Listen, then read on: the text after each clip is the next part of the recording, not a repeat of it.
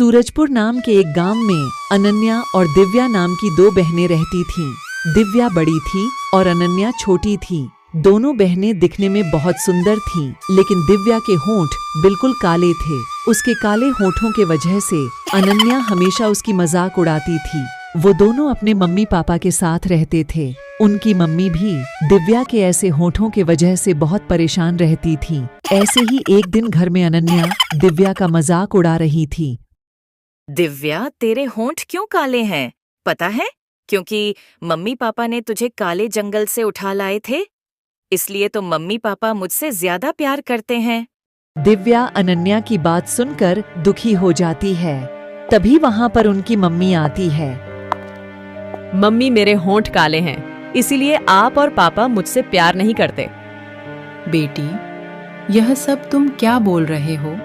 कोई भी माँ के लिए उनका बच्चा खराब नहीं होता। मैं अनन्या से जितना प्यार करती हूँ, तुमसे भी उतना ही प्यार करती हूँ। यह कहकर उसकी माँ वहाँ से चली जाती है। अनन्या फिर दिव्या का मजाक उड़ाना शुरू कर देती है। ऐसे ही कुछ दिन निकल गए। एक दिन दिव्या कॉलेज जाने के लिए घर से बाहर निकली। जब वह कॉलेज जा रही थी, तब रास्ते में अनन्या और उसकी सहेलियां खड़ी होकर बात कर रहे थे। उन लोगों ने जब दिव्या को देखा, अरे, ये तेरी वो काले होंठ वाली बहन है ना? अरे, सबके सामने मत बोल, अगर सबको पता चल गया तो सब मेरा मजाक उड़ाएंगे। लेकिन इसके होंठ इतने काले क्यों हैं? बचपन में इसने काला लिपस्टिक लगा लिया था क्या?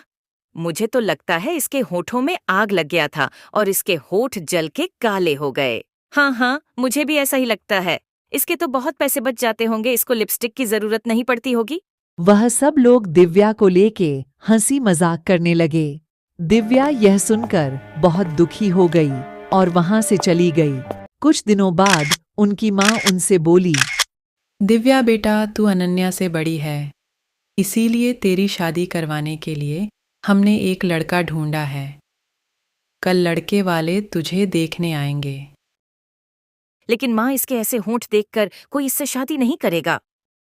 अनन्या, ऐसा नहीं कहते। दिव्या बेटा, तुम कल अच्छे से तैयार हो जाना और होठों में बहुत सारी लिपस्टिक लगा लेना, ताकि लड़के वालों को तुम्हारी होठों के बारे में पता ना चले।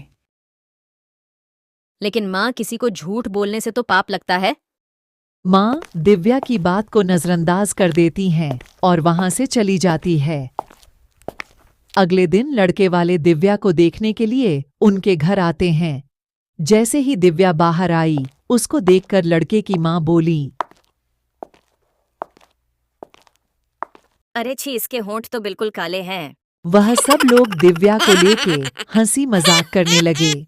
दिव्या यह सुनकर बहुत दुखी हो गई और वहां से चली गई। चलते चलते वो एक जंगल के पास पहुंच गई। जब वो उस जंगल के पास से जा रही थी, तब उसे बूढ़ी औरत दिखाई दी। उनकी हालत बहुत खराब थी और वह कुएं के पास पानी निकालने की कोशिश कर रही थी। क्या हुआ दादी? आप यहाँ पर क्या कर रही हो?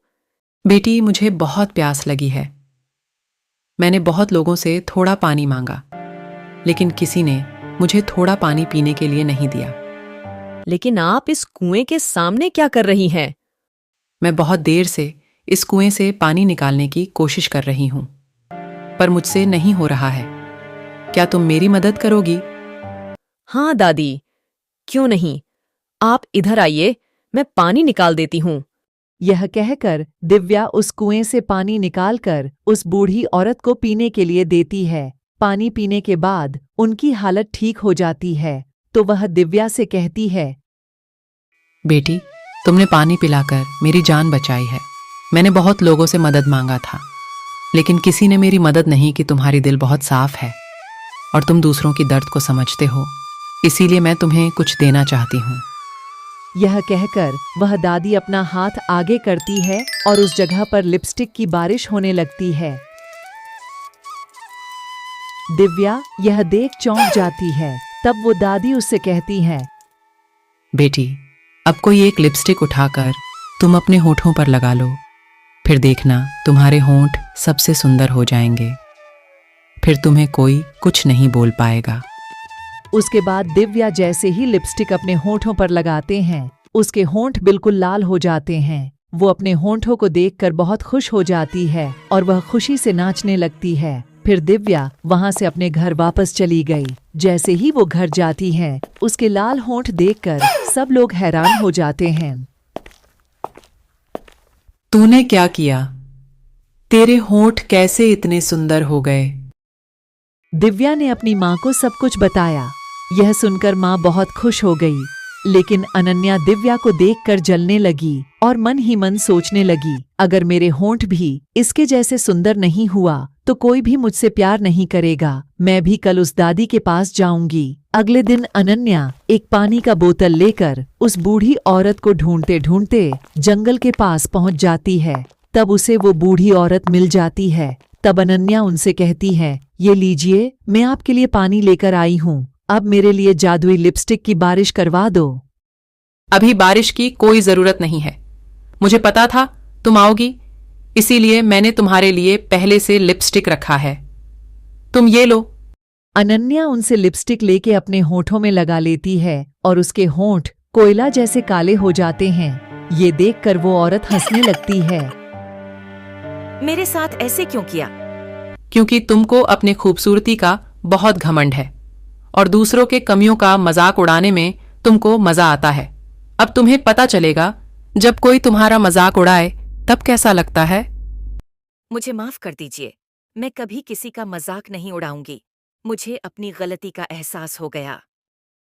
अच्छा ठीक है, मैं तुम्हें माफ कर देती हूँ, लेकिन अगले 1 साल तक तुम्हारे होंठ ऐसे ही रहेंगे। ऐसा कहते ही वह बूढ़ी औरत एक जिन्न के रूप में आती है और बताती है कि वह एक जादुई जिन्न है। ऐसा कहते ही वह पास में बने तालाब में चला जाता है। तब अनन्या घर आकर दिव्या से माफी मांगती है और 1 साल बाद अनन्या के भी होंठ पहले की तरह हो जाते हैं। तो दोस्तों, इस कहानी से हमें यह शिक्षा मिलती है कि हमें कभी भी दूसरों का मजाक नहीं उड़ाना चाहिए।